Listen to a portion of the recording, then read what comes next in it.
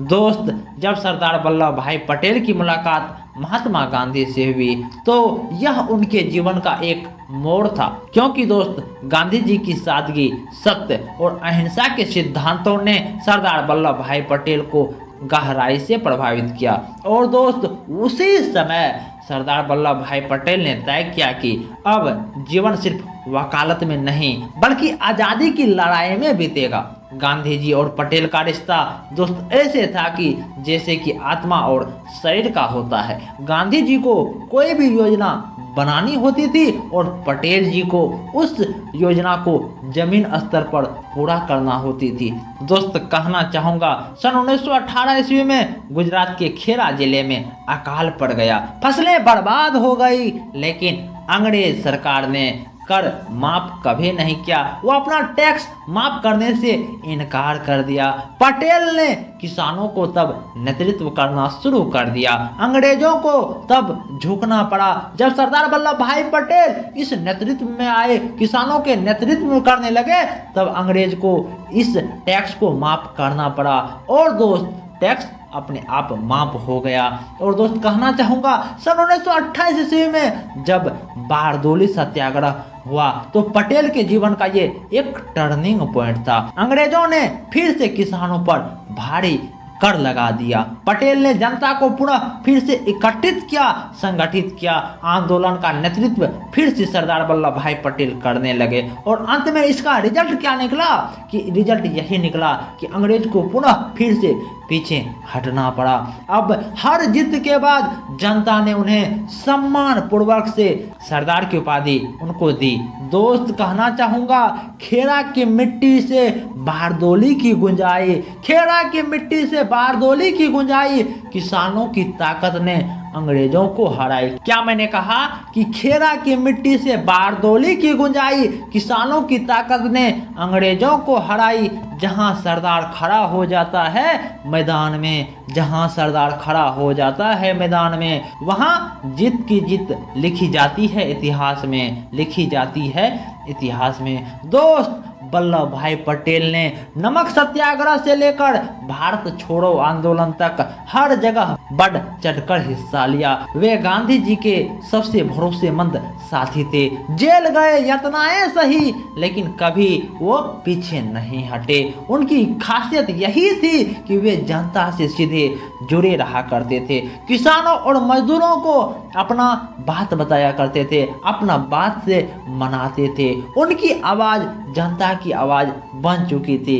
अब सरदार वल्लभ भाई पटेल की आवाज जनता की आवाज बन चुकी थी। और बात आई दोस्त 15 अगस्त 1947 ईस्वी को भारत आजाद तो हो गया, लेकिन दोस्त एक बहुत ही बड़ी भारत के सामने चुनौती सामने खड़ी आ गई। देश के अलग अलग हिस्सों में 562 रियासतें थी।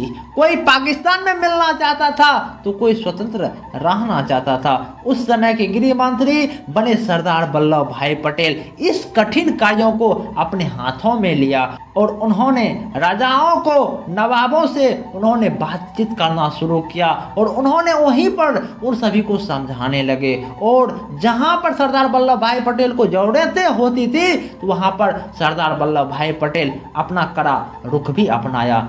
जैसे कि जूनागढ़ में, हैदराबाद में, कश्मीर में, इन सभी जगहों पर कभी सरदार वल्लभ भाई पटेल नरम होकर बातचीत किए, कभी समझाए, नहीं तो कभी कड़ा रुख भी अपनाया। जैसे जूनागढ़ पाकिस्तान में शामिल होना चाहता था, लेकिन वहां की जनता भारत में रहना चाहती थी। तो पटेल ने क्या किया? पटेल ने अपना शक्ति से मामला को सुलझाया और जूनागढ़ को भारत में मिलाया। और वही हैदराबाद में भी हुआ। हैदराबाद की निजाम स्वतंत्र रहना चाहती थी, तब पटेल ने अपना पोलो ऑपरेशन कराकर हैदराबाद को भी भारत में मिला लिया। और वही कश्मीर में भी, कश्मीर में हालत बेहद भावुक नाजुक थे। पटेल ने अपने निर्णायक भूमिका निभाई और कश्मीर को भी भारत में मिला लिया। दोस्त, अगर उस समय पटेल ना होते ना तो आज भारत का नक्शा टुकड़ों में बटा होता। दोस्त, कहना चाहूँगा रियासतें बिखरी थी, सपने अधूरे थे। क्या?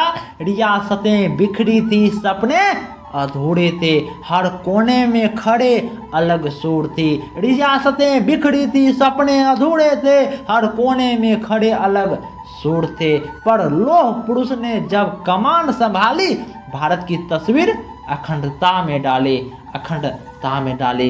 दोस्त कहना चाहूँगा, सरदार वल्लभ भाई पटेल को आयरन मैन ऑफ इंडिया कहा गया। उनके फैसले कठोर थे लेकिन राष्ट्र हित के लिए थे। वो कहते थे इस देश की एकता से बढ़कर कुछ है ही नहीं, कुछ नहीं है। उनकी सोच साफ थी, एकता ही शक्ति है। इस संदेश को आगे बढ़ाने के लिए आज गुजरात के केवड़िया में उनकी स्टैचू ऑफ यूनिटी बनाई गई है, जो दुनिया की सबसे ऊंची प्रतिमा है। दोस्त कहना चाहूँगा, 15 दिसंबर 1950 ईस्वी को सरदार वल्लभ भाई पटेल का निधन हो गया, लेकिन उनके यादें, उनकी सोच और उनकी एकता की नींव आज भी भारत को मजबूती देती है। दोस्त कहना चाहूँगा दोस्त, जो चला गया वो मिटता नहीं, जो अमर है उसे इतिहास भूलता नहीं। क्या कहा? जो चला गया वो मिटता नहीं, जो अमर है उसे इतिहास भूलता नहीं। सरदार वल्लभ भाई पटेल का नाम, सरदार वल्लभ भाई पटेल का नाम सदा गाया जाएगा। क्या? सरदार वल्लभ भाई पटेल का नाम सदा गाया जाएगा।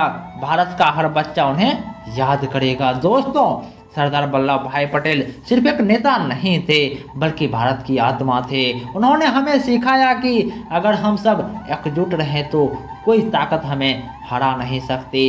दोस्तों, आज हमें उनकी इस सीख को अपने जीवन में अपनाना होगा। एकता में ही शक्ति है और यही राष्ट्र की सबसे बड़ी ताकत होती है। दोस्तों, अगर आपको सरदार वल्लभ भाई पटेल की यह प्रेरणादायक कहानी पसंद आई हो तो इस वीडियो को लाइक और शेयर जरूर कीजिएगा, और कमेंट में आप सरदार वल्लभ भाई पटेल के बारे में क्या सोचते हैं वो जरूर लिख कर जाइएगा। और आपके हिसाब से सरदार वल्लभ भाई पटेल की सबसे बड़ी उपलब्धि क्या है, आप इस चैनल के कमेंट में या इस चैनल के कमेंट में जरूर लिख कर जाइएगा। और दोस्त कहना चाहूँगा लास्ट में, आप हमारे चैनल को सब्सक्राइब करना कभी मत भूलिएगा।